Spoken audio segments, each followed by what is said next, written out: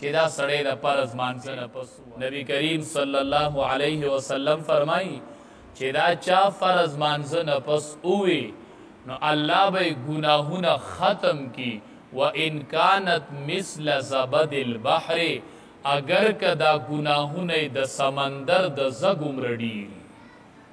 د سمندر د زګ عمره ګناهونه دي خو چې دا سړی د فرض مانځه نه پس ووایي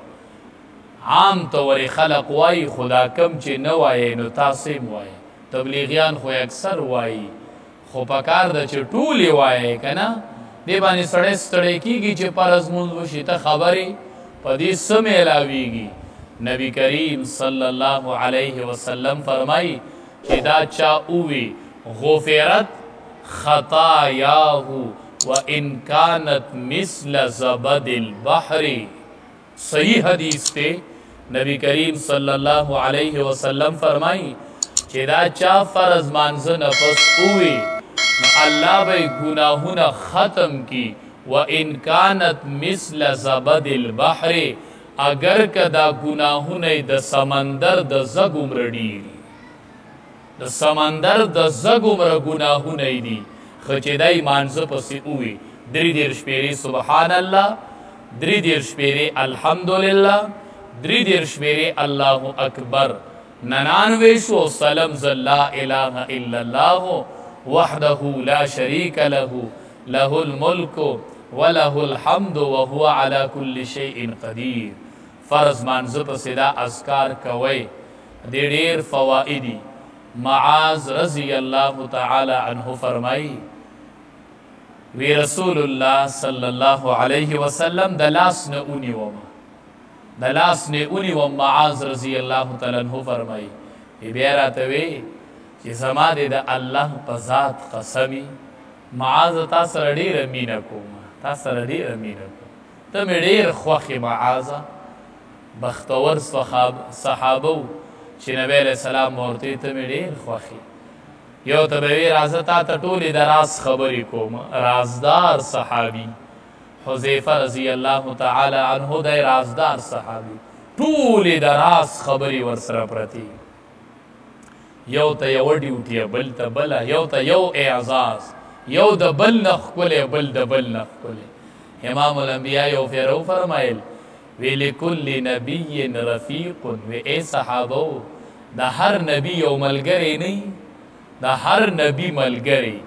ورفیقی یعنی فی الجنت عثمان وی زما ملګری به په جنت کې عثمان رضی الله تعالی عنه عثمان ژوندی دی او امام الانبیا فرمایي دا زما د جنت ملګری دی صحابه کرامو ته یو ځل وفرمایل صحابو د هر نبی یو دوه وزیران نه دوه وزیرانی که نه معاونین چې ورته وي معاونین وی زما دو وزیران په اسمان کې دي دوه په ځمکه کې دوه وزیران مې اسمان کې دي جبرائیل او میکائیل او دوه مې ځمکه کې دي ابوبکر صدیق او عمر فاروق رضی الله عنهما دا دوه مې اسمان ځمکه کې دي او جبرائیل علیه السلام او میکائیل علیه السلام وی دا دواړه مې اسمان کې ملګري دي او دا دوه مې دا ځمکه کې ملګري حدیث مبارک کې راځي وی عثمان رضی الله تعالی عنہ داسې تېرېدو نبی کریم صلی الله علیه وسلم فرمایل چې دا صحابي به جنت ته ځي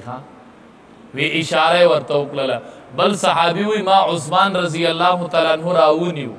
داسې مې نبی علیه السلام ته مخامخ کو چې الله حبیب دې یادوي وی چې دقه عثمان یادوم چې دی به جنت ته ځي رضی الله تعالی عنه نو بختور صحابونو چې نبی علیه السلام د لاس نه ونیو او ورته وی والله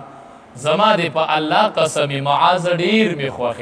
خوښې تا سره مې ډېره مینه ده معاذ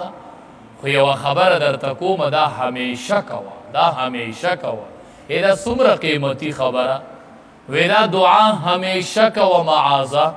چې وی کلم فرض منځو کې نو دا وایه اللهم اعنی علی ذکرک و شکرک و حسن عبادتک معاذ وی دا مه پرېږده تا سره مې ډېره مینه ده او دا به خامخا وایه ګورې اللهم اعنی علی ذکرک و شکرک و حسن عبادتک. الله د خپل یاد توفیق راکا چې تا یادومه، و شکرک الله د شکر توفیق راکا چې د بندیانو شکر ادا کوم او ستام شکر ادا کوم. و حسن عبادتک